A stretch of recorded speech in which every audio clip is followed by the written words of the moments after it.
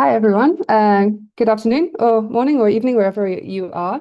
And welcome to the E3G media briefing ahead of COP. Yeah, my name is Cosma Castle. I'm the program lead for multilateral venues within the climate diplomacy and geopolitics team. We have an all-star panel here to talk through what we're hoping to see from COP. We have Rob Moore, who's our Associate Director for Public Banks and Development, Lily Hartzell, Senior Policy Advisor for Public Banks and Development as well, and Leo Roberts, who's a Program Lead within our Global Clean Power Diplomacy team. So I'm going to kick off with giving a brief introduction to the geopolitical context of COP30, and also kind of talk about a little bit what outcomes that we wish to see there, and what the current status is where we are at the moment. And then I'll pass to colleagues to go through the emissions and the energy topics in a bit more detail, the adaptation topics in a bit more detail, and the finance topics. So, and then I'll cover the credibility and governance issues as well at the end. So to kick off, COP30 is coming at a pivotal moment. We're living through kind of a worsening geopolitical backdrop. There's, crises getting worse. There's wars, conflict, but also climate impacts are getting worse. And we've seen already the first half of 2025 has brought the most costly climate disasters in history. And just this week, we've seen Hurricane Melissa strike Jamaica. And this is the strongest storm ever recorded in Jamaica. This shows, climate is not a future threat. It's happening right now, and it's reshaping our economies. It's threatening our security and threatening our societies today. Amid this crisis, we're also seeing extraordinary transformations. We're seeing clean energy as a kind of growth engine of the global economy.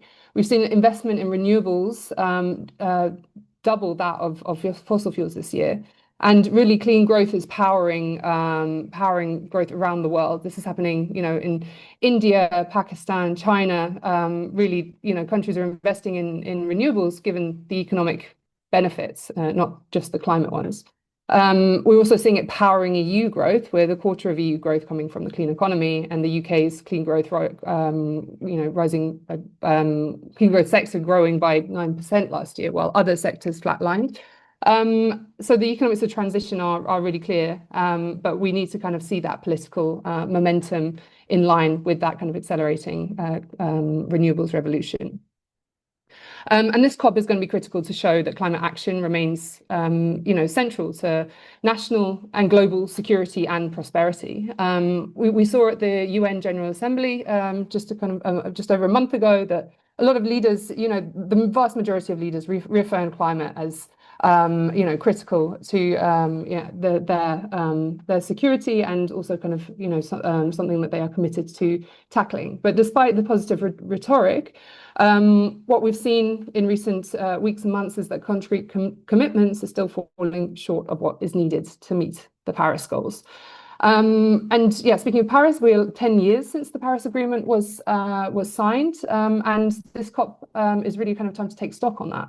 And what we've seen from Paris is that, since Paris, that we've really made a lot of progress. We were on track for 4 degrees of warming, and today we're on track for 2.7 degrees of warming.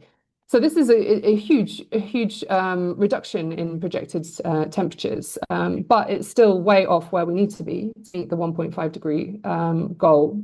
So COP needs to be this kind of turning point where we move from where we are now to kind of accelerating and delivering climate action on the ground.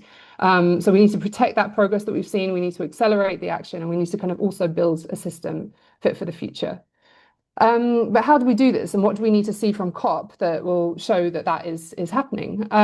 So this COP is a bit different from previous years, as there's not kind of just one central theme or negotiation that is the focus. This is going to be around a whole package, and COP must deliver across what we've identified 5 key fronts. So that's kind of delivering on the finance, delivering on decarbonisation, on resilience, on nature, and on governance. And progress must come from both within the negotiations, but also signals in the real world. What we need to see is progress on all those areas. So it needs to be a package. There can't just be kind of progress on one area without the others, given the kind of different interests and perspectives from different countries and parties. And as I mentioned, this needs to be kind of showing this delivery and not just kind of commitments that we've seen in previous years, but how are these being delivered?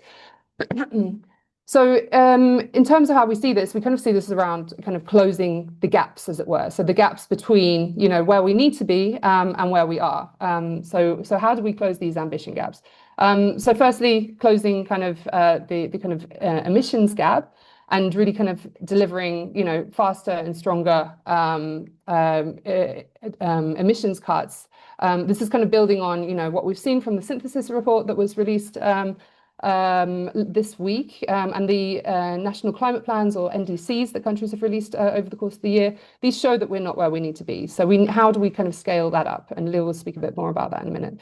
Secondly, on the finance, how do we close the finance gap? Like the amount of money that we need and which we know we need to address both kind of the energy transition, but also to address the adaptation needs of countries.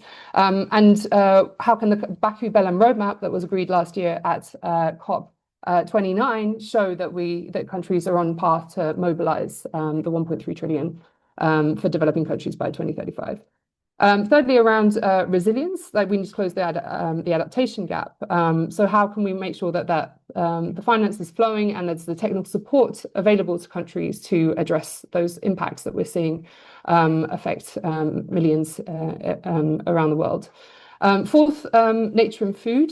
So we won't talk about that in much detail in this media briefing, but it is an important area. How do we close that kind of the gap between what we need to see in terms of reversing deforestation and maintaining biodiversity will be a critical thing that we need to see at COP30. And finally, governance. So we need to build a new kind of era of the climate regime fit for the delivery phase, which is more transparent and more accountable. And where are we now? So we saw a couple of weeks ago the pre-COP took place in Brasilia. And this has showed some constructive engagement by many parties, but it's clear that there are still substantive divisions remaining. And finance is going to be a key factor there, which we'll talk a little bit more about soon. How can some of these divisions be overcome, and what do we substantively need to see to do that? And how can we address this NDC gap will be kind of key questions that we need to see from COP. With that, I'm going to pause and I'm going to pass to Leo, who's going to give a bit more context on the closing the emissions gap. So over to you, Leo. Thanks, Cosima. I'll keep this super brief, and Cosima's covered some of the stuff I was going to mention. So as always, this COP needs to deliver a significant uplift in ambition. But going into this COP, we have the latest round of NDCs and the synthesis report, which came out a couple of days ago, which sets a really clear context, even with the smaller sample size than we would have liked to have seen of country submissions. The NDCs submitted this time around are much stronger on emissions reductions than the previous round, but crucially, they're still a long way short of a global pathway to 1.5 or even 2 degrees. And this sets the COP30 presidency the unenviable task of having to try to mobilize countries to significantly ramp up their collective ambition, which means to say go beyond their NDCs, even though they've only just submitted them on the emissions gap. A lot of the NDCs that have been submitted don't cover all domestically announced pledges and projects. So there is room for an uplift in ambition around emissions reduction, and the presidency is going to have to work hard to make that a reality.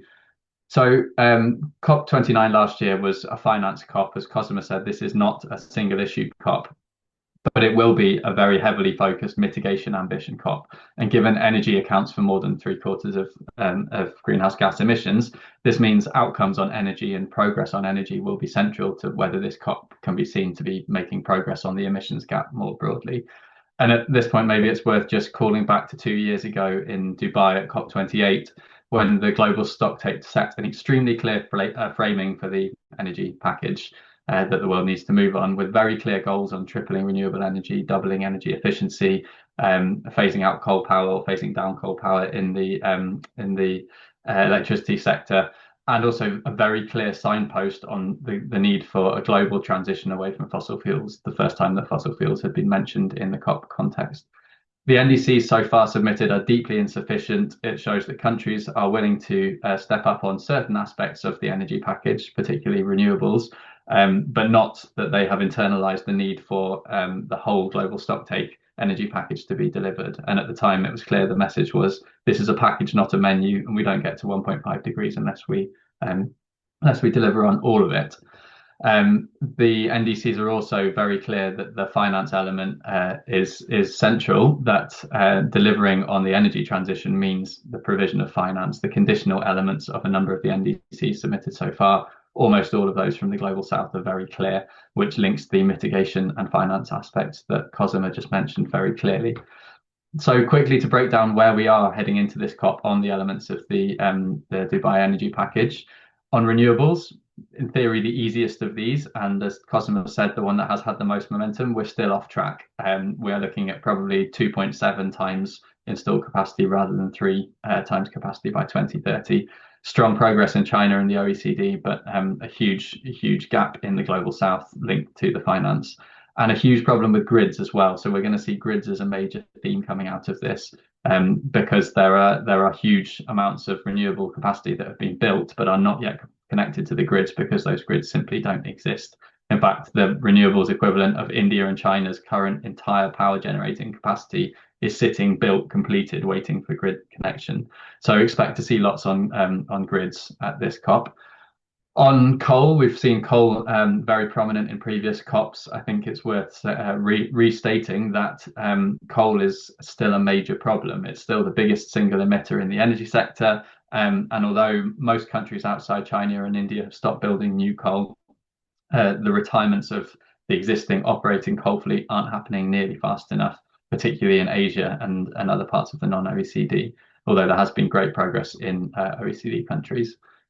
The transition away from fossil fuels is, I think, the thing that we need to be keeping the closest eye on at this COP. So countries are recognizing that resting their economies on producing and exporting fossil fuels is risky, but not that there needs to be a collective discussion on this at the COP to ensure that the transition is orderly and just rather than chaotic and damaging. So this high-level visible signal it needs to emerge from this COP and send a clear pathway through the subsequent COPs. Another thing to just keep an eye out for at this COP is alternative fuels. So alternative fuels, or biofuels, where they are a part of the global stocktake energy package. And you will have seen that there's a big push coming this year for a quadrupling biofuels target, which was launched by the Brazilians at the pre-COP. Biofuels in isolation in some contexts are perfectly applicable and will reduce emissions. The risk is that this is seen as competition with electrification and fossil fuel phase out, which are in almost all contexts the cheapest and easiest route to the energy transition, and the route that makes most sense for growth and development pathways as well. So we may well see a tension emerging between clean energy as biofuels versus clean energy as electrification driven by renewables. So just to wrap up, what we need to see at this COP, what we'd really hope to see is kicking off with the World Leaders Summit, very clear signals on clean power as electrification to balance the push on biofuels that we'll also be seeing from Brazil, India, and a handful of other countries. We're going to need to see a very clear, visible signal on the transition away from fossil fuels. The negotiations themselves, the formal negotiating tracks, have always been extremely difficult places to build consensus on this, but there is progress happening in the real world. I think what we need to see, and what a number of countries are quietly pushing for behind the scenes, is some process or space which can act as a bridge between the real world and the negotiations, a dialogue space which can ultimately produce some form of global roadmap for transitioning away from fossil fuels. We're going to need to see some progress on the Just Transition Work Programme and its action mechanism to make sure that investment in skills and industries and people doesn't leave any country or community behind. And then lastly, to segue into other speakers, this point around energy finance. Last year was a finance COP. This year might be less directly or entirely a finance COP, but without a coherent offer of public and private finance from the global north and the international community, it's hard to see emerging markets and developing economies stepping up their ambition on the energy transition, on clean deployment, on transitioning away from fossil fuels.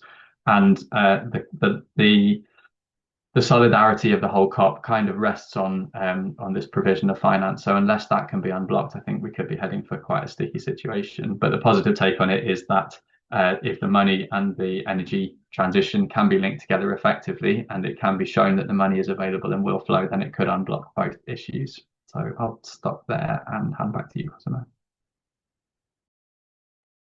Thanks so much, Leo. I'll pass straight to Rob, who's going to talk through the finance side of things.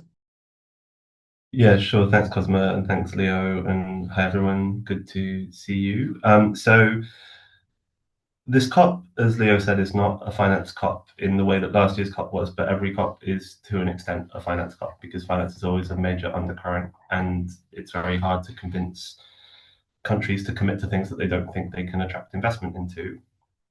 So it's different, but it reminds me a little bit of the post-global stocktake COP from a mitigation perspective. So last year we agreed this new goal that would set a new parameter for mobilizing traditional climate finance that's existed under the 100 billion IE support from developed to developing countries, but also this new goal of mobilizing an overall investment number into developing countries at 1.3 trillion, which brings into play a whole other bunch of structural measures that are really, really necessary in order to drive investment needed. The Brazilian presidency has since done a really, really good job in multiple guises of structuring the conversation. So the Baku to Belém Roadmap, which will set out the presidencies, both Brazil and Azerbaijan's vision for the 1.3 trillion, will come out on Monday. That's been preceded by a report by the Circle of Finance Ministers, which was established by the Brazilian Finance Ministry and involved a large number of finance ministries globally from all of the major economic blocs, which outlined the structural building blocks that you need in order to meet the financing goals of the Paris Agreement and the goal that was set last year. That has basically structured the conversation, and these are conversations that have happened for years in many different fora, and it's actually quite striking the amount of finance ministries that supported that report in some way. What's lacking is then the action that follows on from that. So we're at the sort of the end of this structuring the conversation. What are the levers? What are the mechanisms? What are the things that we could use? And now we need to start to see some action again. And that's going to be the real challenge at this COP. So how do we go from rhetoric to action in a year that's been really tumultuous for international cooperation and with aid budgets cut all over the world, both in the US and in Europe, and also this tilt where a lot of more of the public money, whether it's allocated to climate or not, a lot more of the international investment is coming from China and the Gulf. So what does that mean for how we proceed? There are three broad categories of action in that space. One is around donor commitments. One is around the systemic shifts that we need in order to make the overall financial system work. And one is about how we make the system work better than it has historically for the countries that are trying to take climate action. At the moment, the first two are really tricky. The donor side is really tricky because in the context of aid cuts, no single donor and no political leader has yet really had the sort of courage or the vision for making a case to their publics that international support for climate action is actually a really, really good thing. And it benefits both the international community, but it also benefits locally. There's more and more evidence around that. But we haven't yet seen a strong international representation of that. We're expecting there to be some form of donor statement between now and the COP, possibly imminently, but we don't expect that to have significant new pledges. We would be surprised if they do. So the COP is going to need to deal with that. A lot of the public finance, the predictability in it is falling off a cliff this year and next year. We've put out a briefing that outlines some principles that future pledges should undertake. But it's unlikely that that pledging moment will happen at this COP. So how does the COP create the momentum to give political leaders the courage to actually come forward and create that pressure and keep the show on the road, which is really, really important. There's a huge value to this process, even though it's widely criticized, and rightly so. It has immense value, and it's really, really important that it's sustained. The second, I think, is the sort of evolution of what those pledges will look like and who the countries are, and that speaks to the need for Europe in particular, but also the other G7 countries and the Australian COP presidency, we presume, next year, to work with some of these new actors and really evolve the role that international cooperation plays in meeting the transition. And that's for both adaptation and for energy and for nature. The second is more on the systemic side of things, and this is just not necessarily the COP's forte. So the COP is really good at a couple of things. It's good at setting a global goal, and it's good at monitoring the implementation of that goal and creating a mechanism for national commitments. It's not good at actually gathering countries for tangible, real policy changes, which often happen in places like the IMF or the G20. And obviously, it's really important that we find better ways to ensure representation in those fora too. But it can still send a signal, and so I wouldn't expect a huge shift in the way we navigate some of the trickier regulatory and debt-related issues at this COP. But I think that political signal will come out loud and clear. It's been the sort of epicenter of discussions on international development. And then the third, which there is actually quite a lot of hope for this COP, is how do we make the system actually work better and step into some of the gaps that it hasn't been very good at filling to date. So there are a few things that I would put on your watch list. The first, which is the most obvious and the most public, is the Tropical Forest Forever facility. So this responds to a niche in the financing system, a really, really important ecosystem service that has just fallen through the gaps, but is so critical for meeting the goals of the Paris Agreement. I think our expectation is it's really unlikely that we get anywhere near the level of the number that's been floated around publicly, which is to aim for a 125 billion figure. But I think there will be commitments from quite a large number of donors. What's really important with the TFFF is it's not going to solve everything, and you still need to have integrated forest financing strategies. It's a part of the picture. It responds to a gap that's been left by the current ecosystem. And so whilst it's not a silver bullet, we've been waiting for a bit of political momentum around something that works in this space for a long time, which is really, really critical for forest protection and restoration. And so that's a really important political moment and a really important political signal. It does depend on getting money from donors, and that's the big thing that cuts across all of this. The second is country platforms. So country platforms are a way of changing how we do international cooperation. So rather than have lots of different sources of finance just funneling in their own independent ways, you really try and congregate around a national plan that's driven by the country.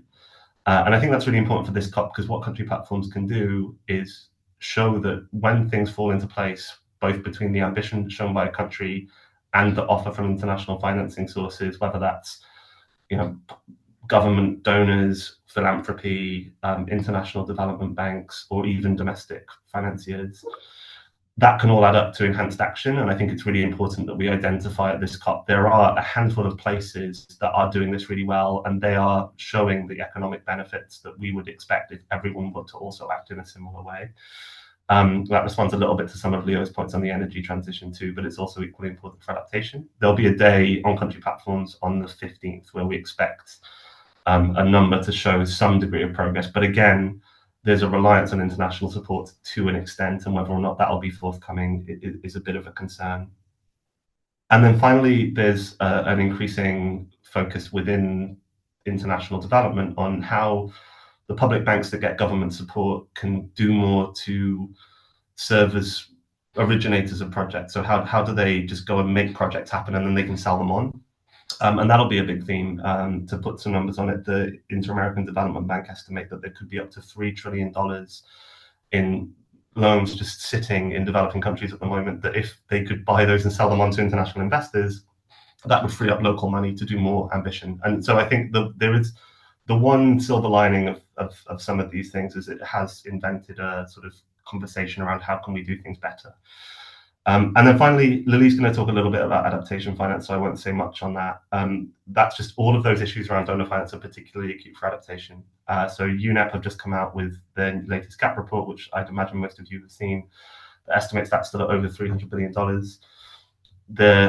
Like all climate finance, adaptation finance predictability is also about to fall off a cliff, and there'll be a lot of expectation from developing countries that there will be some security on where future adaptation finance will come from.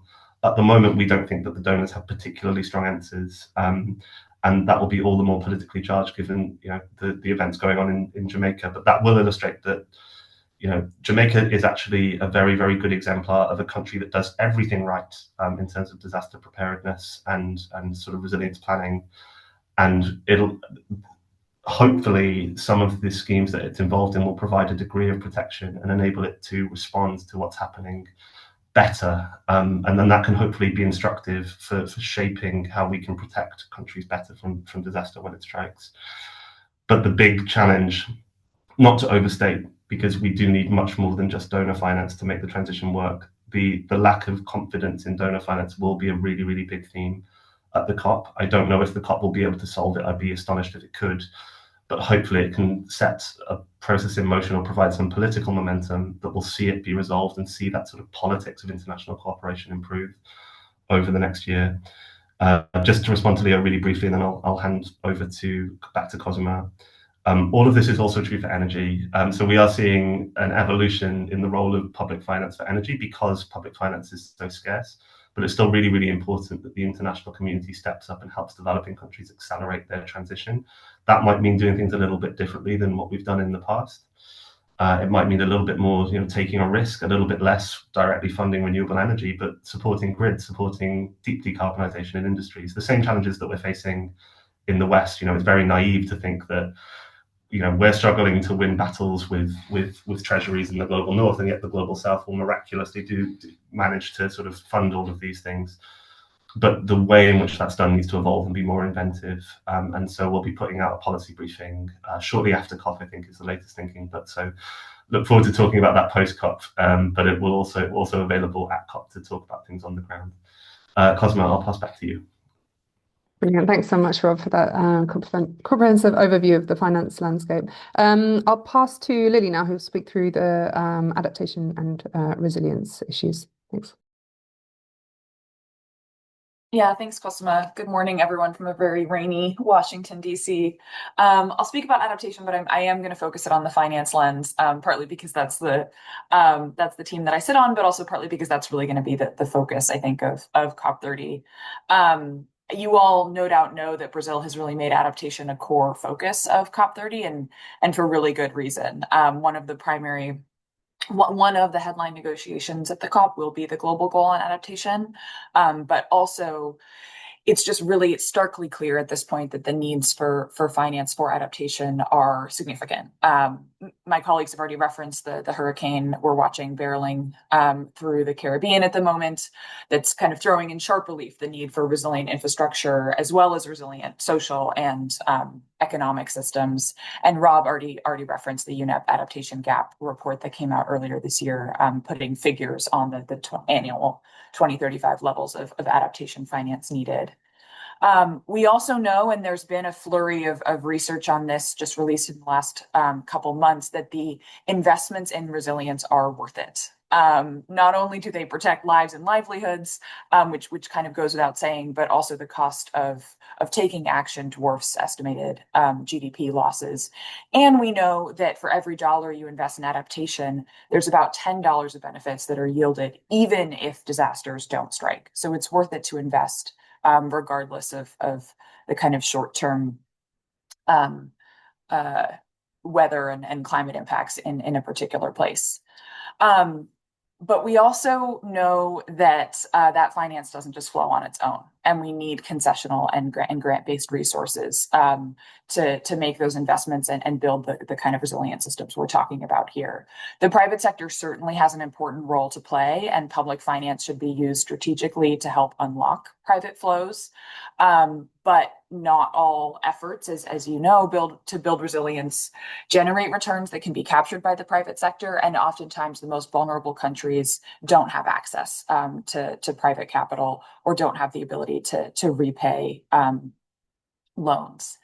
So where does that leave us for COP30? Rob's already spoken about this a little bit, but we're seeing a real drop-off in predictability for climate finance generally, but for adaptation finance in particular. The doubling of adaptation finance that was agreed in Glasgow expires in 2025, and while we won't have the final data on 2025 levels until probably 2028, it still means that developing countries are kind of looking into a little bit of a void of where's the kind of collective trajectory on adaptation finance heading, and how should they be planning accordingly. This is coupled with a drop-off or an ending of many of the bilateral finance commitments that donors have made over the last several years. Most donors' pledges, including on adaptation finance, expire this year or next year. And so there's real pressure to set forward a pathway of what might happen following the conclusion of the Glasgow doubling. And we're looking for clear intentions on that at COP. We're also looking for bilateral pledges on adaptation finance, even given the constrained environment that you all are familiar with. And then also the kind of perhaps steadiest source of adaptation finance in many cases has been from the multilateral development banks. They've done a pretty incredible job of scaling up their adaptation finance in recent years, but there's still work to be done there in setting better targets, but also in addressing a lot of the concerns that SIDS and LDCs, vulnerable countries, have been expressing for years over access and delivery issues. And we see that this would be a great moment for MDBs to step forward and kind of show us how they're going to improve access to the adaptation finance that they have.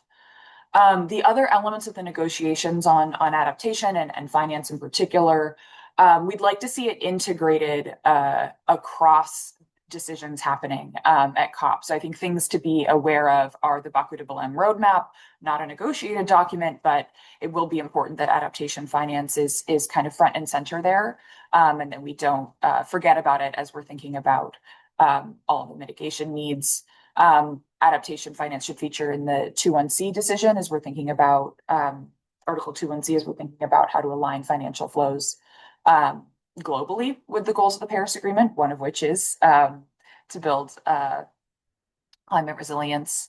And then also, as I mentioned at the top, the global goal on adaptation is one of the kind of marquee items being negotiated, and indicators on means of implementation, including finance, will be an important part of that package.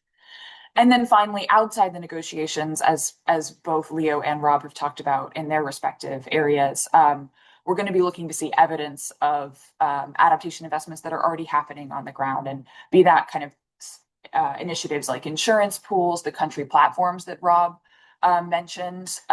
Resilience is an absolutely key element in kind of building effective country platforms. Initiatives of anticipatory finance, like those that Jamaica has in place, and hopefully will be helpful in speeding their recovery. So those evidence of those kinds of initiatives in the action agenda to kind of demonstrate proof points of the money that is already flowing to adaptation and that needs to be scaled up in the years to come. So I'll leave it there and pass it back to you, Cosima, but of course we're all happy to answer questions at the end. Brilliant. Thanks so much, Lily. And before we turn to the Q&A section, I just want to end with talking about the kind of final gap that we need to close. And this is the kind of credibility and governance gap, and what sort of reforms that we need to see to create a future regime. Because actually the ultimate test of COP30 will be kind of faith in the multilateral system itself, and whether the system is working. And the system we've had up until today, I mean, as I mentioned, it has worked to kind of get the targets, get the goals, and to change the trajectory of temperature projections. But now we're in this delivery phase, as many of us have mentioned, and we need to see that action on the ground. And at COP30, this needs to kind of be this turning point. And hopefully at COP30, we'll see some kind of proposals from different governments on what kind of the architecture of a future regime will be, which is kind of, capable of delivering on the Paris goals and the resilience goals, and to build a kind of roadmap for action towards COP31 and beyond. We need to see kind of science being fully integrated into those decisions. We need to see kind of national climate councils and evidence-based processes really kind of come to the fore, and strengthening the climate governance that we see, and steps to do that as well will be critical.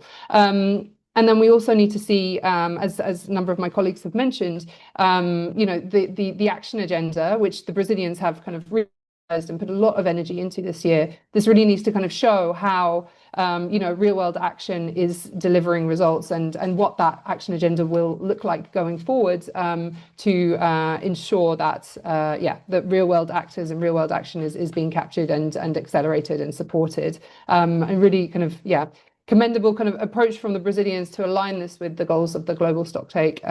But we need to see those kind of clear signals coming out of the action agenda, showing that that real world action is underway and is accelerating.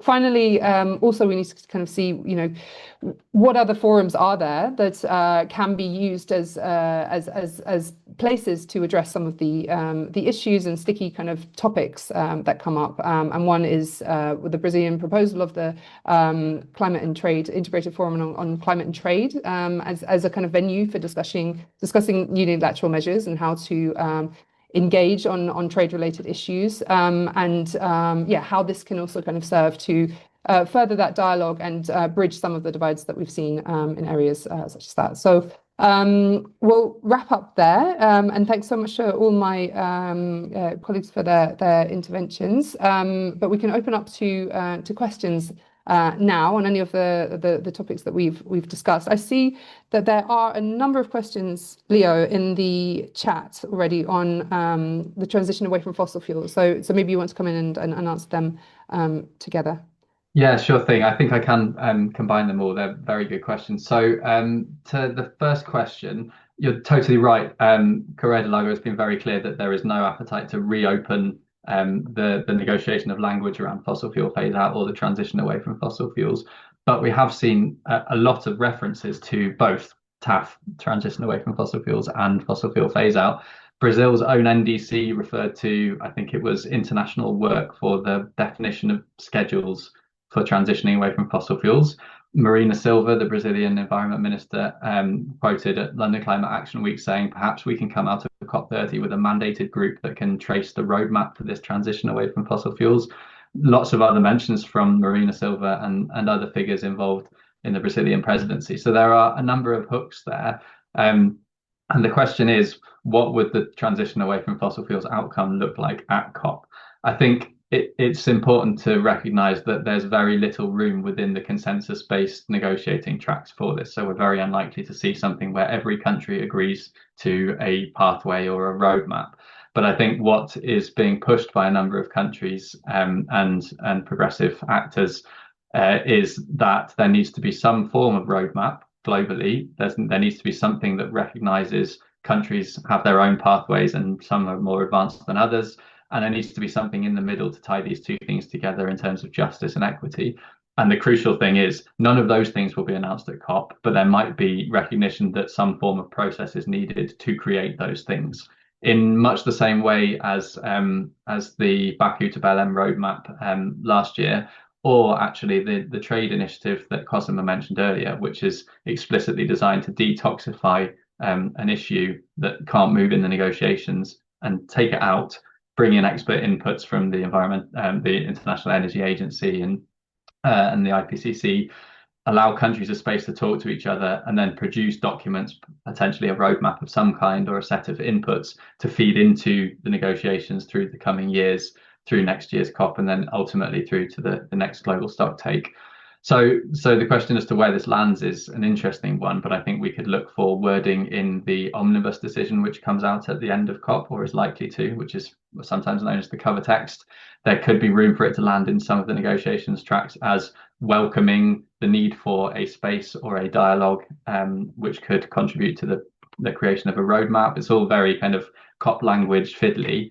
And then on the countries behind this, actually, what I just described has got quite broad-based support, because it's evident to a lot of countries that the COP is not moving on fossil fuels, and 2 years out of the UAE, there hasn't been any further mention of it. And that's just not fit for purpose. And unless there is movement, the COP will start to come under fairly extreme scrutiny as to whether it can deliver on emissions reductions.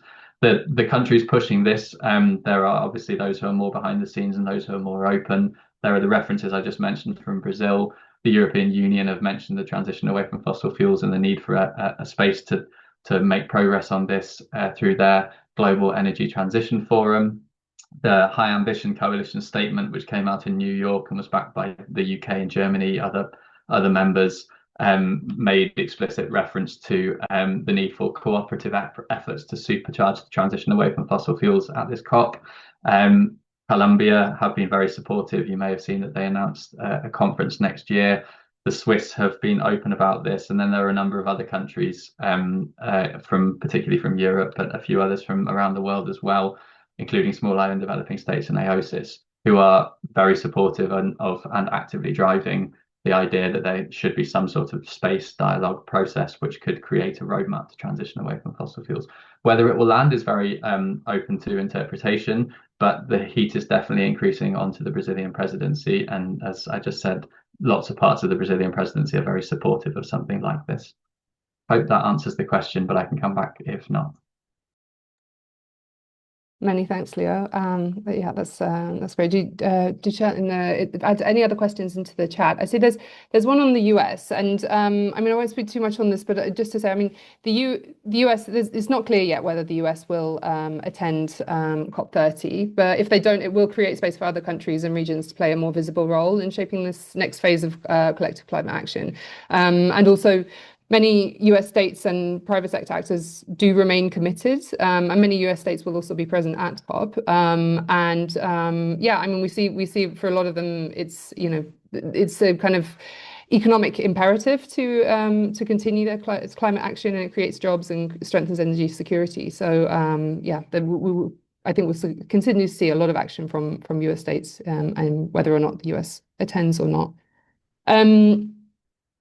There's a question on climate finance. Rob, would you like to take that one?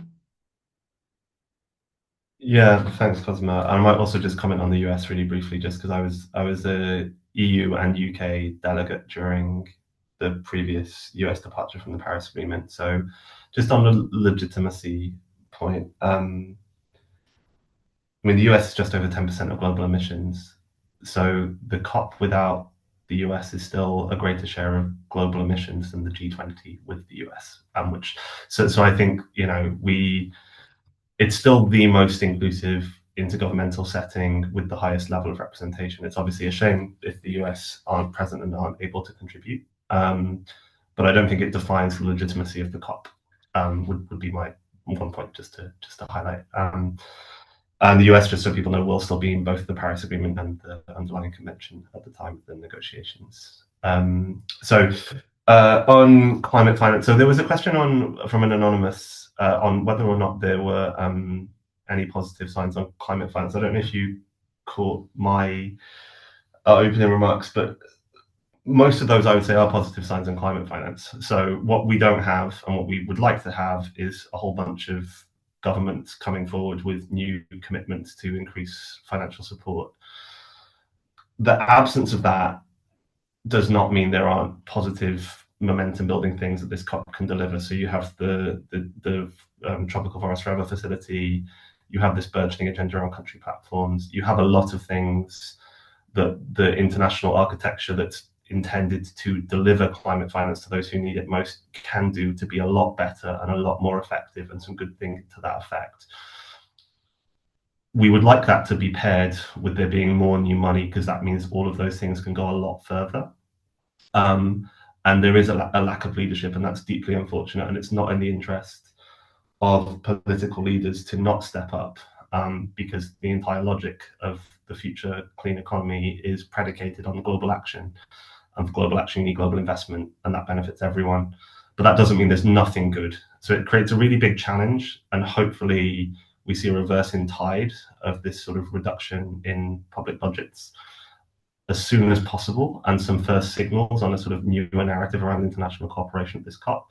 But there are discrete and specific things that still have a lot of potential to accelerate action, and hopefully we'll see some of those trickle out over the course of the COP. But it will be more of a first steps into a new agenda than a sort of really definitive global sweep that we'd have liked to ideally see at a COP that's so critical for ambition. Hope that answers your question. Amazing. Thanks so much, Rob. There's a couple on 1.5 overshoot and the EU's NDC. I can have a first stab at those, and then others do come in if any thoughts. I mean, just on the 1.5 degree C overshoot, yeah, I mean, I think this is a very real risk that we see, but this doesn't mean that the 1.5 degrees goal should stop being the goal. This must continue to be the goal, and the criticality is that we get back under 1.5 degrees C as soon as possible if we do end up overshooting, and it should always kind of remain, that should be the imperative, because every 10th of a degree over really counts and really matters in terms of, you know, the kind of level of devastation of climate impacts that we see. And as soon as we can get back under 1.5 degrees C, we can limit those. I mean, I think just reading the rest on the visibility of finance and also ambition and the lack of NDCs. I think, yeah, I mean, obviously this year has been, you know, there's a lot of geopolitical headwinds that the world is experiencing. And also, in addition to that, you know, political kind of headwinds in terms of disinformation, in terms of, you know, not being clear on actually the kind of the economic and the security benefits of climate sometimes get lost in a lot of the mainstream media. But as my colleagues and I have laid out, you know, it really is the kind of economic and security imperative to act. And, you know, and a lot of countries are kind of set up to overshoot their NDCs that they have submitted. You know, a lot of NDCs still are yet to come, including the EU one. But they have, you know, signaled that it will be a kind of ambitious NDC. Whatever steps that we take forward in addressing the NDC gap, we need to kind of recognize that these NDCs are a flaw and they're not a ceiling of ambition. We expect, for example, from China that they will do a lot better than the goal that they set, which was between 7 and 10% reductions of emissions by 2035. So yeah, I do see that the political headwinds have got in the way, and also, you know, are not matched by the clean energy revolution that we are seeing. On the EU NDC in particular, I mean, I think the EU will come out with a strong NDC, with an ambitious NDC, but they have lost political capital of being so delayed in coming forward with it, and this kind of has weakened their leverage as a global climate leader. But they do have a chance to kind of swiftly adopt it before the Leaders Summit, and this will kind of place them in a good position going into COP30. But we really need to see that kind of turnaround and putting that NDC on the table for that to happen. So yeah, thanks a lot. Going to the next question. Cosmo, can I just come back on, because Kelly also asked about the finance aspect of lack of visibility, and I was just going to respond on that. Go for it. So Kelly, that actually, I think if we're referring to the same Secretary General comments, that refers to the lack of predictability, especially on adaptation finance. That was what Lily was talking to around a lot of the pledges currently expiring. I think there were a lot of hopes this year on the IMO levy in particular, coming off, that was sort of scuppered in negotiations over the last few weeks. But the point there is this one of governments have now agreed a goal. That goal will rely to a certain extent on international commitments of support from richer countries to poorer countries, and they haven't been forthcoming. That needs to change. Whether it will change at this COP will be really, really challenging, but hopefully this COP can put some momentum behind it so that we can reverse some of the lack of momentum and the reversals that we've seen in the international development agenda, and come out with a slightly better agenda with a process that leads to countries coming forward with new commitments. Okay, thanks so much, Rob. I see there's someone who wants to come in by voice, so I think we can enable that. Colleague Can, who's dealing with the text, so please do come in. Hi, thanks. This is Sarah Schoenhardt at E&E News. I thought it would be easier to ask by voice. You've all talked a lot about what signals need to come from this COP, but I'm sort of wondering how much COPs can actually be turning points when we really just need to see countries delivering on their pledges. I also had a question. I think you mentioned that some countries are on track to overshoot their indices. I was curious about that.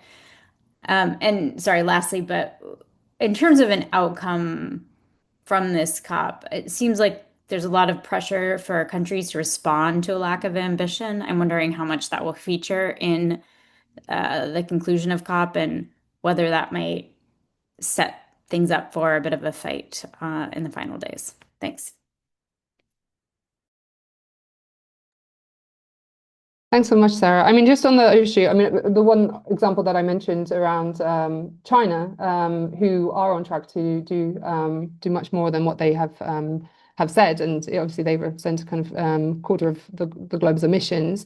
I'm not the NDC expert, so others might come in, and we don't have a NDC team on the call, but I think there is also kind of the overarching trajectory of clean energy has been underestimated so far. So I think building those blocks and making sure that that's the economic imperative, it exists already. So really kind of mobilizing that and enabling that will help many countries do better than what they think they can do right now. And this is a goal of COP is to make sure that we provide that support and enable those all actors across society to do more.